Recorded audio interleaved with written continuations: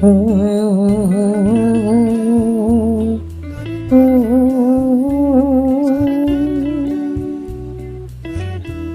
শঙ্খ ঘোষের কবিতা থেকে পড়ছি।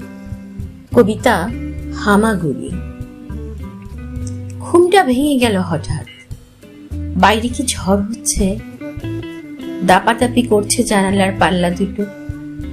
মাঝে মাঝে বিজলি ঝলকাচ্ছে। ফের শুয়ে পড়তে গিয়ে সেই বিদ্যুতের ছটফটে আলোয় মনে হলো ঘরের মধ্যে যেন হামা দিচ্ছে কেউ। কে ওখানে? কে? হামা কোনো শব্দই করে না। উঠে আসি কাছে, আবারও জিজ্ঞেস করি, কে আপনি? কি চান? সে তবু নিশ্চুপ থেকে এ কোণ থেকে ও কোণে ঘুরছে, মাথা তুলছে না কিছুতেই। চোখে চোখ নয়। কিছু কি খুঁজছেন আপনি? শুনতে পাচ্ছি। খুঁজছি ঠিকই, খুঁজতে তো হবেই।